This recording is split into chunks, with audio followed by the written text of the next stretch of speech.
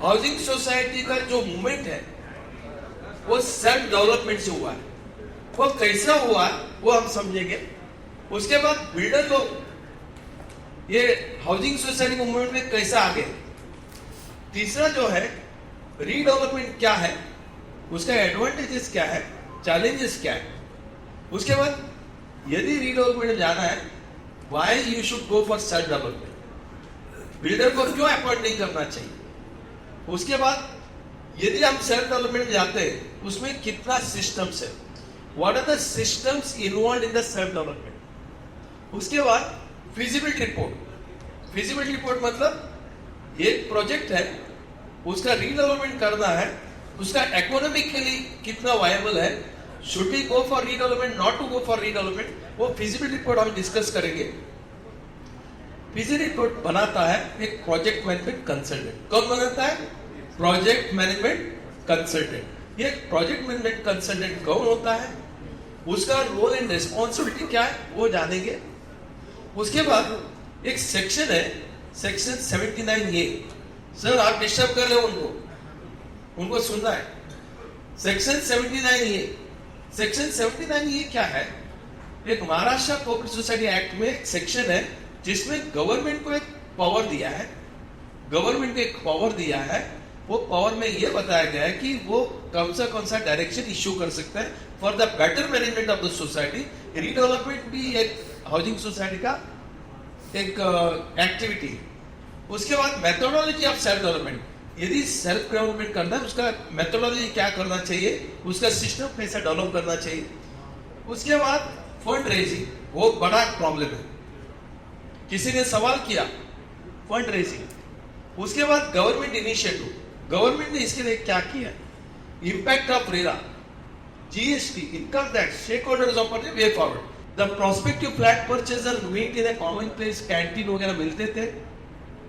उन लोग डिसाइड करते थे किधर घर बनाना है, अंधेरी में, वसई में, मिराल में या साउथ मुंबई में, और वो टेंटेटिव कॉस्ट फ्लैट निकालते थे, एक बजट बनाते थे आर्किटेक्ट को अपॉइंट करके। उसके बाद एक चीफ प्रमोटर अपॉइंट करते थे, चीफ प्रमोटर अपॉइंट करके एक सोसाइटी बनाते थे, हाउसिंग सोसाइटी बनता था। उसके बाद उन लोग इनिशियल कॉन्ट्रीब्यूशन लेते थे मेंबर से 10,000, 5,000, 20,000 पर फ्लैट, और उसके बाद एक एमओयू बनाते थे किसके साथ, जमीन मालिक के साथ, और एमओयू बना के फिर सोसाइटी बनाते थे। हर एक मेंबर को शेयर सर्टिफिकेट देते थे। सोसाइटी बनाने के बाद कन्वेंस सोसाइटी के नाम से होता है। कन्वेंस किसके नाम से होता था? सोसाइटी के नाम से होता था। सोसाइटी जमीन का मालिक होता था। उसके बाद एक प्रोजेक्ट मैनेजमेंट कंसल्टेंट या आर्किटेक्ट अपॉइंट करते थे। आर्किटेक्ट अपॉइंट करके जितने मेंबर है उनको जितना फ्लैट चाहिए, जितना एरिया का फ्लैट चाहिए, सबको सेम एरिया का फ्लैट मिलता था। 600 फुट, 800 फुट, 1 बेडरूम फ्लैट, सबका सेम सारी का flat, where everybody are the same rank. उसके बाद प्लान अप्रूव करते थे, मेंबर से प्लान अप्रूव करते थे। फिर उसके बाद 20% मेंबर से पैसा लेते थे, अपना 80% बैंक से लोन लेते थे, और उसके बाद प्लान जो है अपना प्लानिंग अथॉरिटी से पास करते थे, और वो होने के बाद कॉन्ट्रैक्ट अपॉइंट करते थे। कॉन्ट्रैक्टर किसका? Appoint a reputed contractor with professional management, उसको अपॉइंट करते थे, और उसके बाद एक पीएम से अपॉइंट करके वो प्रोजेक्ट का सुपरविजन करते थे, और आखिर में क्वालिटी होता था, क्वालिटी सुपरविजन होता था, बिल्डिंग कंप्लीट होता था। बिल्डिंग कंप्लीट होने के बाद लॉटरी सिस्टम से फ्लैट अलॉट होता था, और वो फ्लैट अलॉटमेंट जनरल वार्ड में होने के बाद हर एक को अलॉटमेंट लेटर दिया जाता था। ये मालूम है आपको? बहुत सारा सोसाइटी में हुआ था। ये जो मूवमेंट है, it was a golden movement. और इससे क्या हुआ, बिल्डर, कॉन्ट्रैक्टर, मिडलमैन बिल्कुल नहीं। इधर मिडलमैन है नहीं, जमीन मालिक का सोसाइटी का डायरेक्ट कॉन्टैक्ट, पीएमसी और सोसाइटी का डायरेक्ट कॉन्टैक्ट, सोसाइटी और कॉन्ट्रैक्टर का डायरेक्ट कॉन्ट्रैक्ट, मिडलमैन बिल्डर का कोई अस्तित्व नहीं था। लेकिन अभी हमें समझना चाहिए अगला स्लाइड में क्या है, बिल्डर जो एक मिडलमैन इस कामकाज में कैसा एंट्री किया वो भी जानना बहुत जरूरी है। देखिए next, entry of the builder. अभी देखो बिल्डर किधर से आया, ये समझना बहुत जरूरी है। हम सेल्फ डेवलपमेंट जाने के पहले हमारा हिस्ट्री भी जानना चाहिए, मेरा पूर्वज कौन है वो भी जानना चाहिए। So unless until we know the background we cannot proceed further. तो देखिए, contractor started purchasing the land by nominal amount. जरा समझने का कोशिश करिए, कॉन्ट्रैक्टर अलग अलग सोसाइटी लैंड लेती थी, कॉन्ट्रैक्टर अपॉइंट करता था। जब कॉन्ट्रैक्टर अपॉइंट करते थे, कॉन्ट्रैक्टर को क्या होता था, कंपटीशन होता था, कंपटीशन से उसका मार्जिन कम होता था। अभी कॉन्ट्रैक्टर को क्या चाहिए, 100% कंस्ट्रक्शन कॉन्ट्रैक्ट उसको चाहिए। उसको मालूम पड़ा यदि कंस्ट्रक्शन कॉन्ट्रैक्ट मुझे लेना है तो मुझे जमीन का कब्जा लेना है। जमीन का कब्जा लेने के लिए उसके पास पैसा नहीं है। वो क्या करता था, जमीन वाले को बोलता था मैं सोसाइटी लेके आऊंगा, ये जमीन मेरे नाम से एमओयू बनाओ, 5%, 10%, 2% पैसा देता था और कॉन्ट्रैक्टर एग्रीमेंट करता था उस जमीन मालिक के साथ। उसके बाद contractor started executing package deal. जरा समझने का कोशिश करिए, एक कॉन्ट्रैक्टर ने क्या किया, जमीन तो अपने नाम से कर लिया। अभी जो भी सोसाइटी जाती है वो जमीन देखने के लिए बोलता है ठीक है ये जमीन मेरे पास है, इसका जमीन का कीमत कितना है, मान लो 1 लाख रुपए है, पर स्क्वायर फुट 100 रुपीज आता है, 100 rupees into 10,000 square foot 1 lakh रुपए होता है, वो मुझे आप दे दो। वो मार्जिन नहीं देता था, उसका इंटरेस्ट क्या था, कंस्ट्रक्शन कॉन्ट्रैक्ट। वो होता देखो मेरा एमओयू है बिल्डर कॉन्ट्रैक्ट एग्रीकल्चर के साथ, बराबर है, 100 रुपए पर स्क्वायर फुट, 1 लाख का है, आप 1 लाख दे दो, ये जमीन आपके नाम से मैं कन्विंस करूंगा। क्योंकि वो जमीन लेने के लिए उसने 10,000 दिया था, 90,000 सोसाइटी वाला देगा, सोसाइटी के नाम से कन्विंस होगा। सुन लो, उसके बाद वो बोलता है कंस्ट्रक्शन कॉन्ट्रैक्ट मुझे दुनिया कितना भी चार्ज करता है, मान लो 400 लेता है, ये 500 चार्ज करेगा कंस्ट्रक्शन कॉन्ट्रैक्ट में। अगर उससे ही करवाना पड़ेगा, नहीं करेगा तो जमीन नहीं है, जमीन तो मौके क्या है। तो इस तरह से वो एक मोनोपोली, कंस्ट्रक्शन कॉन्ट्रैक्ट लेने का मोनोपोली के लिए वो contractor start executing package deal. Package deal में क्या करता है, 100 रुपया स्क्वायर फुट का लैंड का कीमत, 400 रुपया कंस्ट्रक्शन कीमत, 500 रुपया पर फ्लैट मैं बना के दूंगा आपको, 60,000 स्क्वायर फुट बना के दूंगा, 60,000 गुणिले 500 इतना पैसा देना है। लैंड का कीमत जो है, जो 10% मैंने 100 रुपए से 10 रुपए लैंड ओनर को दिया वो मुझे दे दो, 90 रुपए डायरेक्ट लैंड ओनर को दे दो, आपके नाम से कन्वेंस हो जाएगा। उसके बाद बाकी का कॉन्ट्रैक्टिंग अमाउंट है, कंस्ट्रक्शन अमाउंट हमें आप देते हो। इस तरह का पैकेज डील जो है प्रपोज सोसाइटी के साथ करते गए। ध्यान में आ रहा है अभी? उसके बाद गवर्नमेंट को ये पता चला भाई ये तो बहुत अन्याय हो रहा है, मेट्रोपॉलिटन सिटी में, अर्बन एरिया में ये तो मनमानी हो रहा है। किसका मनमानी हो रहा है, बिल्डर का। तो इसके लिए उन्होंने अर्बन लैंड सीलिंग एक्ट लाया। अर्बन लैंड सीलिंग एक्ट ये बोलता है अर्बन एरिया में कोई भी आदमी 500 स्क्वायर मीटर के ऊपर जमीन नहीं रख सकता है पर मेंबर, पर इंडिविजुअल। यदि 500 मीटर के ऊपर है उसको गवर्नमेंट लैंड टेक ओवर करेगा और वो एफोर्डेबल हाउसिंग करेगा। या दूसरा, वो जो जमीन मालिक है उसको एफोर्डेबल हाउसिंग का स्कीम करना है। सेक्शन 20 के हिसाब से, अर्बन लैंड सीलिंग एक्ट के हिसाब से वो जो है अफोर्डेबल हाउसिंग कर सकते हैं। इसमें लिटिगेशन बढ़ते गया, क्योंकि हर आदमी अपना जमीन जाता है तो क्या करेगा, हाई कोर्ट में जाएगा, सुप्रीम कोर्ट में जाएगा, लिटिगेशन होते गया। स्कैर्सिटी ऑफ टाइटल, लैंड का टाइटल अच्छा नहीं मिल गया। उसके बाद कुछ पॉलिटिशियंस, गवर्नमेंट ऑफिसर्स बोलने लगे मैं अप्रूवल लेके आता हूं, मैं ये करता हूं, यूएनसी का मैं क्लियर करूंगा, ब्लैक मनी आने लगे। करप्शन तब से चालू हुआ है 1976 के बाद, उसके पहले ब्लैक मनी करप्शन नहीं था। यूएनसी कायदा है ना, वो शुरुआत है। उसके बाद corruption and underhand dealing started in approval process. और सब अनस्क्रूपुलस डेवलपर्स, आपको पता है हर जगह में हर अच्छा आदमी नहीं रहता है। वकील में भी अच्छे लोग हैं, बुरे लोग हैं, चार्टर्ड अकाउंटेंट भी अच्छे लोग हैं, बुरे लोग हैं, हर जगह में बुरे लोग हैं, कुछ लोग बुरे हैं। तो ये अनस्क्रूपुलस पीपल जो प्रमोट है, हाउसिंग सोसाइटी प्रमोट करते हैं, वो लोगों से पैसा लेते थे, घर नहीं बनाते थे, अपना घर गांव में जाके बंगलो बनाते थे। तो इसके लिए अनस्क्रूपुलस प्रमोटर, हाउसिंग सोसाइटी के जो चीफ प्रमोटर है वो भी गद्दारी करने लग गए।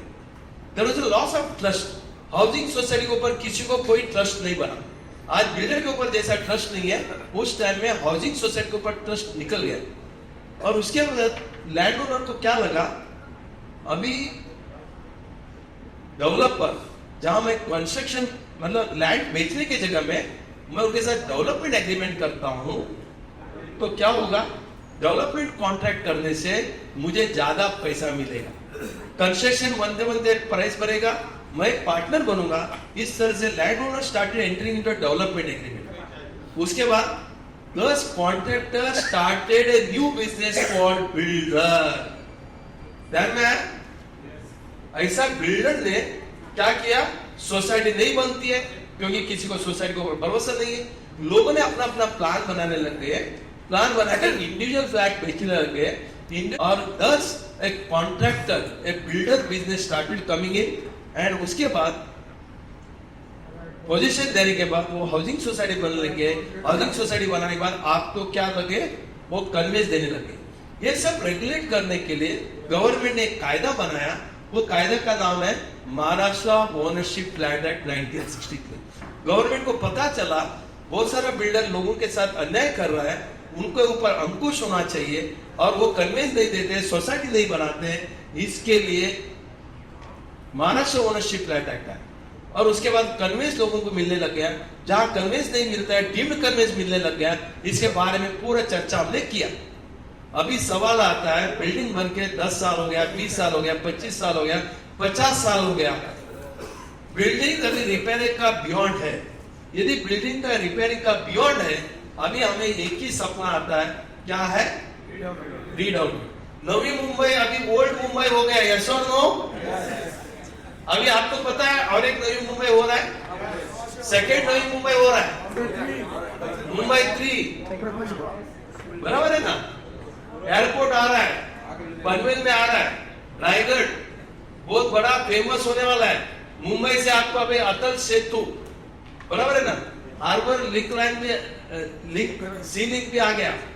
अभी नवी मुंबई का भी बहुत बड़ा तेजी आने वाला है। तो इसके लिए अभी मुंबई छोड़ के मैं नवी मुंबई में आ गया। मुझे मालूम है कि वो मुंबई अभी हो गया, खत्म हो गया। So coming to the point, अभी रीडेवलपमेंट। तो रीडेवलपमेंट किस तरह से होता है और सेल्फ रीडेवलपमेंट कैसा करना चाहिए वो देखते हैं। रीडेवलपमेंट और सेल्फ रीडेवलपमेंट, ये दोनों के बारे में हम चर्चा करते हैं।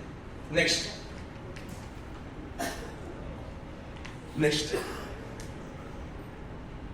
अभी रीडेवलपमेंट क्यों चाहिए? हमने सबने चर्चा किया।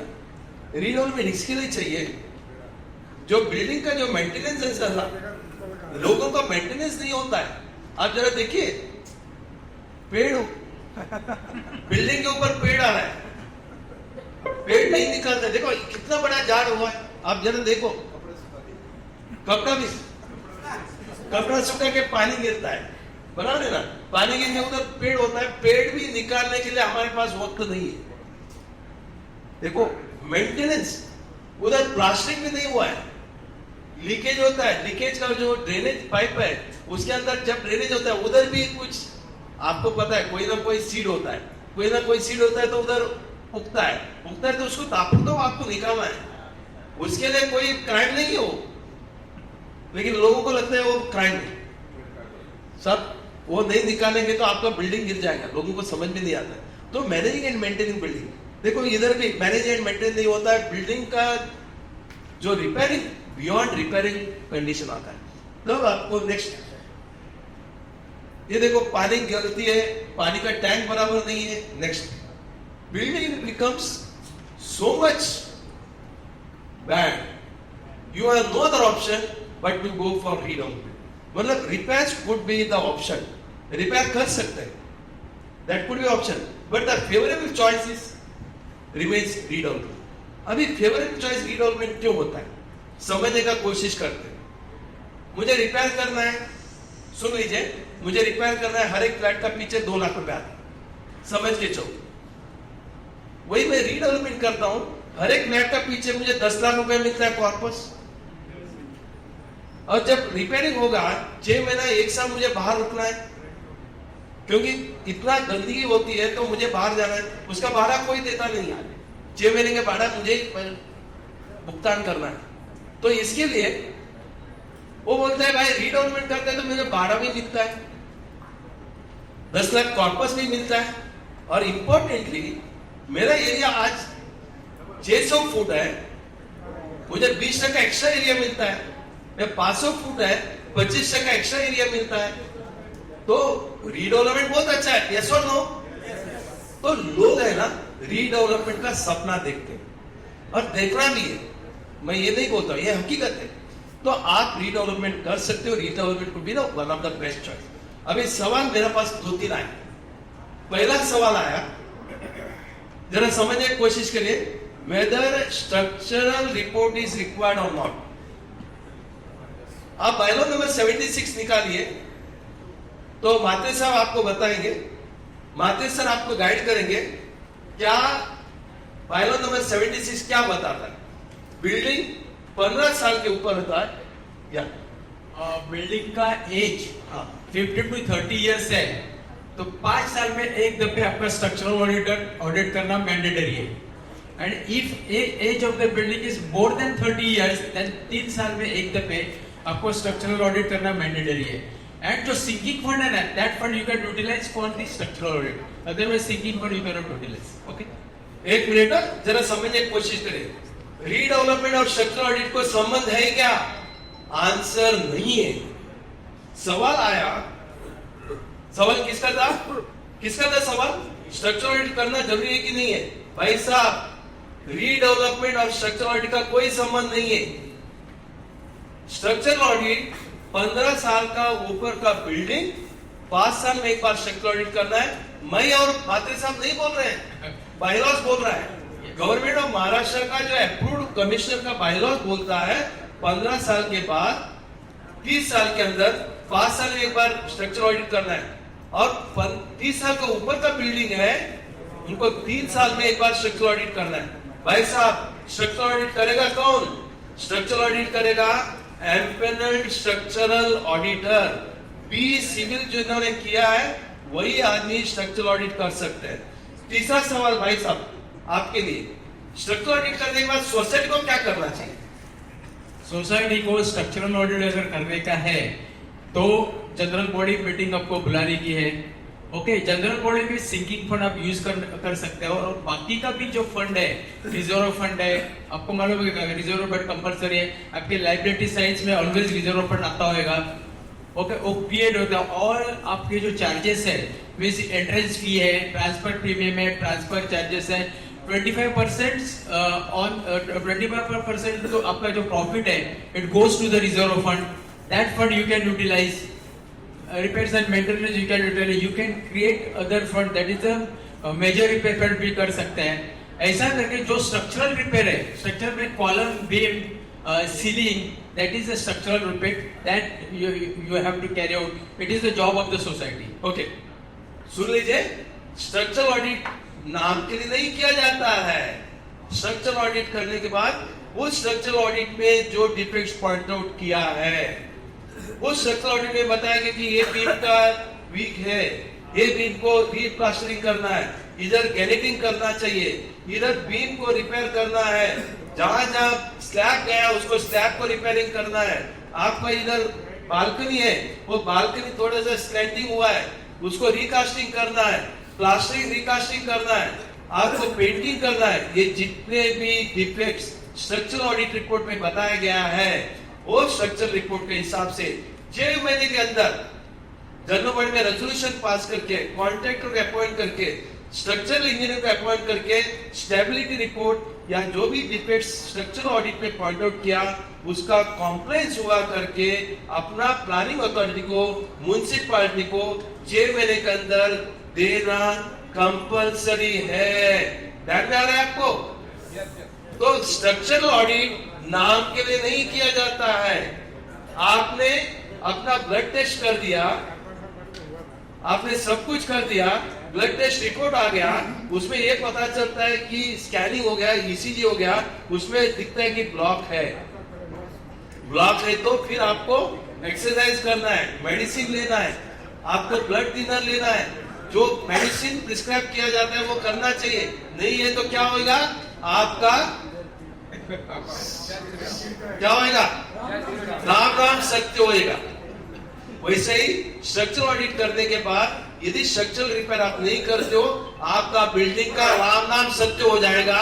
उसके साथ उसमें मेंबर जो रहते हैं, जो लक्ष्मी चाय बिल्डिंग है, वैसे ही मेंबर का भी राम नाम सत्य हो जाएगा। आप वैसा मत करिए। स्ट्रक्चरल ऑडिट करने का ऑडिट रिपोर्ट करके उसको कॉम्प्लायंस करना, कॉम्प्लायंस करके उसका रिपोर्ट रजिस्ट्रार को देना और उसका रिपोर्ट कॉम्प्लायंस रिपोर्ट बीएमसी को या एनएमएमसी को या आपका सीट को, जो भी प्लानिंग अथॉरिटी उनको देना बंधनकारक है। ध्यान में आ गया? इधर रीडेवलपमेंट किधर है भाई साहब? रीडेवलपमेंट नहीं आया। तो इसके लिए रीडेवलपमेंट को आपको स्ट्रक्चरल ऑडिट करने का कंपलसरी नहीं है। मगर यदि आप स्ट्रक्चरल ऑडिट करते हो, करने के बाद आपको रिपेयरिंग का खर्चा 5 करोड़ दिखता है, 3 करोड़ दिखता है, मेंबर लोग इतना नहीं कर सकते, लेकिन गवर्नमेंट का रूल रीडेवलपमेंट के लिए फेवरेबल है। उसके जगह में 3 करोड़ खर्चा करने की जगह में 6 करोड़ कॉर्पस मिलने वाला है, हर एक मेंबर को 20% एक्स्ट्रा एरिया मिलने वाला है। ये जो निर्णय है वो आप स्ट्रक्चरल ऑडिट आने के बाद जनरल बॉडी में रख के आप निर्णय ले सकते हो। रिपेयरिंग के जगह में हम क्या कर सकते हैं? रीडेवलपमेंट कर सकते हैं। सवाल ये है, बिना स्ट्रक्चरल ऑडिट की रीडेवलपमेंट का सोच सकते हैं? Answer yes. ऐसा जरूरी नहीं कि रीडेवलपमेंट का निर्णय लेने के लिए आपको स्ट्रक्चरल ऑडिट करना है, लेकिन स्ट्रक्चरल ऑडिट करने से एक पता चलेगा पब्लिक को, भाई रिपेयरिंग करना है तो हर एक मेंबर को 2-2 लाख रुपए डालना पड़ता है। वही रीडेवलपमेंट करते हैं मेरे को 6-6 लाख रुपए कॉर्पस मिलेगा, एक्स्ट्रा एरिया मिलेगा, तो मेंबर क्या बोलेगा? भाई रिपेयर को बाजू में रखो, हम क्या करेंगे? रीडेवलपमेंट करेंगे। ये निर्णय लेने के लिए, इकोनॉमी के निर्णय लेने के लिए कमिटी जो है स्ट्रक्चरल ऑडिट करा सकते हैं। But structural audit is a compulsory as per bylaw number 76। यदि आप नहीं करते हो, आपके ऊपर कार्रवाई हो सकता है। आपको एक बहुत सारा इंपॉर्टेंट जरूरी है, यदि आप स्ट्रक्चरल ऑडिट 30 साल होने के बाद बिल्डिंग 3 साल में एक बार स्ट्रक्चरल ऑडिट नहीं करते हो और कोई भी मेंबर म्युनिसिपैलिटी को कंप्लेन करता है, फिर म्युनिसिपैलिटी जो है आपका स्ट्रक्चरल ऑडिट जहां 25,000 रुपए आपको खर्चा आता है, 3-3, 4-4, 5-5 लाख रुपए खर्चा करके बीएमसी या नई मुंबई म्युनिसिपैलिटी कॉर्पोरेशन वो आपका स्ट्रक्चरल ऑडिट कर सकते हैं। उसके बाद उसका पैसा आपका मेंटेनेंस बिल, जो प्रॉपर्टी टैक्स है या पानी का बिल है, वो डाल सकते हैं। और नहीं देते हैं, आप पानी का बिल नहीं देते हो तो आपका पानी भी काट सकते हैं। इतना पानी भी नहीं, इलेक्ट्रिसिटी भी काट सकते हैं। इसके लिए स्ट्रक्चरल ऑडिट करके लेना बीएमसी का कायदे के हिसाब से भी या नवी मुंबई म्युनिसिपल कॉर्पोरेशन के कायदे के हिसाब से भी कंपलसरी है, not only as per the bylaw. Are you with me? इसके लिए 30 साल के ऊपर का बिल्डिंग को स्ट्रक्चरल ऑडिट करके लेना भी उतना ही कंपलसरी। तीसरा सवाल बहुत इंपॉर्टेंट सवाल है। सर, हमारा सोसाइटी का स्ट्रक्चरल ऑडिट आ गया, रिपोर्ट आ गया, हमने जनरल बॉडी में निर्णय ले लिया क्या करने का? रीडेवलपमेंट करने का। तो कैन आई, सुन लो, can I decide not to undertake the repair? Answer is no. Redevelopment जरा नोट डाउन करिए, लिखना है तो लिख लीजिए। Redevelopment is a not a substitute for repair. जरा सुन लीजिए, redevelopment is not a substitute for repair. क्यों? मात्र साहब भी बोलेंगे एक रीडेवलपमेंट का डिसीजन 5-5 साल 7-7 साल लगता है। यदि 5 साल 10 साल आप रीडेवलपमेंट का निर्णय लेने में लगता है, बिल्डर को सिलेक्ट करने में लगता है, तब तक आपका बिल्डिंग जो है डिलेपिटेड है, C1 कैटेगरी में जा सकता है। What is mean by C1 category? C1 category मतलब building is not suitable for staying, it is in the dilapidated condition. BMC आपको इवेक्ट करेगा, पानी आपका कट करेगा, आपका इलेक्ट्रिसिटी कट करेगा, आप रह नहीं सकते हो। और रीडेवलपमेंट का दूर का कहानी है। तो इसके लिए यदि मुझे बाईपास करना है, क्या मैं ब्लड थिनर रोक सकता हूँ? क्या मैं वॉकिंग रोक सकता हूँ? हम बोलेंगे भाई मेरा तो बाईपास करने वाला 1 महीने के बाद। भाई 1 महीने तक बाईपास आप करोगे बराबर है, तब तक जिंदा रहोगे ना, बाईपास करोगे ना। तो इसके लिए repairs is not a substitute for redevelopment. Please minimum repairs, minimum structural repairs, if it is required, please carry out within 6 months. Because compliance of a structural report has to be done within 6 months, and redevelopment may take 2 years or 3 years for you to decide. So are you with me? Yes, sir. Okay. अभी हम आते हैं आगे. तो आप एक छोटा सा कहानी बोलना चाहूंगा. स्टोरी है. जरा स्टोरी समझने का कोशिश करिए. वो सवाल को लेकर. सवाल क्या है? सर हमारा सोसाइटी रिडेवलपमेंट करना चाहती है. कितना परसेंटेज ऑफ मेंबर का जरूरी है? ये सवाल है कि नहीं आपका? ओके. ये सवाल लेकर एक सोसाइटी था मुंबई का जिसमें मेंबर्स है 158. कितने मेंबर्स है? 158. जनवाड़ी कॉल किया. उसमें सवाल था, एक ही एजेंडा था. What is the agenda of the general body? Right. General body में निर्णय था to discuss and decide about the repairing to be undertaken as per the structural auditor report. समझ में आ रहा है? Only one agenda to discuss and decide about the repairing to be undertaken in the society as per the structural report. General body में कितने लोग आए? 50 लोग आए. Only 50 people. 158 मेंबर का सोसाइटी है. 108 मेंबर्स डिड नॉट कम. ठीक है. जनरल बॉडी ने सब डिस्कस किया. उसके बाद उन्होंने निर्णय लिया. निर्णय एक ही रेजोल्यूशन हुआ. क्या रेजोल्यूशन हुआ? रेजोल्यूशन हुआ resolve that society shall undertake the redevelopment subject to getting a written consent from more than 70% of the members, and repairing will not be undertaken. So repairing will be not be undertaken and redevelopment will be undertaken subject to getting 70% consent from the members proposed by seconded one. अभी आप बताओ 79 ये direction डब्बे में गया, कोई agenda नहीं, कुछ नहीं. 158 में एक मेंबर ऐसा निकलता है और वो थोड़ा सा अपने आप को शाना समझता है. उसने क्या किया? क्योंकि उन्होंने भास्कर मात्रे साहब ने बोला था भाई कोई भी रेजोल्यूशन कोई भी जनरल बॉडी में पास करता है, ऐसे सेमिनार आया, उन्होंने सुना, बोले कि आपको सेक्शन 91 के अंदर कोऑपरेटिव कोर्ट में जाके चैलेंज कर सकते हैं क्योंकि निर्णय है, बायलॉज में भी लिखा है. तो वो गया कोऑपरेटिव कोर्ट में, एक ही मेंबर. कोऑपरेटिव कोर्ट में जाके कोऑपरेटिव कोर्ट ने पूछा, 2 साल चर्चा हुआ. उसके बाद क्या जजमेंट दिया होगा कोऑपरेटिव कोर्ट ने? दोनों वकील ने कमाया. सोसाइटी ने भी कमा लिया, उसका वकील ने भी कमाया. कमाने के बाद कोऑपरेटिव कोर्ट ने क्या जजमेंट दिया होगा? Can anyone tell me? Okay. साहब बोलता है रवि ना, गोपी बोलता है रॉन्ग रेजोल्यूशन. ठीक है. और नल एंड वाइड और बोलो, दो ही हो सकता है. एक तो रेजोल्यूशन गलत है, एक रेजोल्यूशन सही है. कोऑपरेटिव कोर्ट ने क्या निर्णय दिया होगा? कितने लोगों को लगता है कोऑपरेटिव कोर्ट ने ये रेजोल्यूशन सही करके बोला होगा? हाथ ऊपर करिए. कर दिया. हाँ, कर दिया परसेंटेज. Okay okay. मेजोरिटी ने बोल दिया, 50% लोग थे.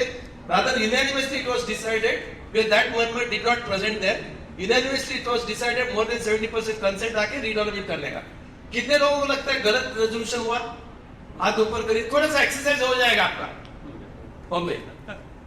कोऑपरेटिव कोर्ट ने बोला कि इसमें कोई गलत हुआ नहीं. जनरल बॉडी ने निर्णय क्या लिया? रिपेयरिंग करना है कि नहीं करना है? तो रिपेयरिंग नहीं करना है. ये तो within the purview of the people who are come. 14 दिन का नोटिस दिया है, आपको स्ट्रक्चरल रिपोर्ट भेजा है, उसका कितना खर्चा होता है वो सब पता है. सब होने के बाद जनरल बॉडी में आप आए नहीं, वो आपका गुनाह है. But decision is taken unanimously, so therefore there is nothing wrong. वो बोले कि नहीं रिपेयरिंग नहीं करने का वो नहीं प्रॉब्लम है, रीडेवलपमेंट डिसीजन लिया.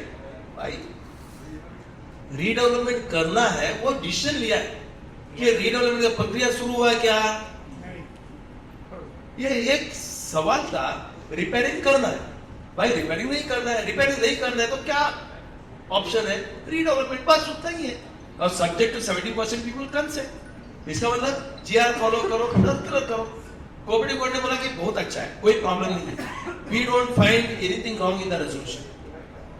भाई हमारा सतीश प्रभु वकील है, वो नई मुंबई वाला है, वो तो बोलते नहीं ये गलत हुआ है, चलो हम एपीलेट कोर्ट में जाते हैं। तो ये सतीश प्रभु उनको लेके गया एपीलेट कोर्ट में, मैटर गया एपीलेट कोर्ट में, एपीलेट कोर्ट में भी 1.5 साल चला। तो क्या हुआ एपीलेट कोर्ट में? Appellate court also said nothing wrong, everything is right, what is wrong in this? बराबर है, रेजोल्यूशन बराबर है। उसके बाद ये मैं आपको शेयर करूंगा, सर आपको दूंगा मैं, आप लोग शेयर करिए सबको। उसके बाद उधर रुका नहीं वो आदमी तो इतना, सतीश प्रभु के कम थोड़ी है, वो तो हवा डालने वाला है।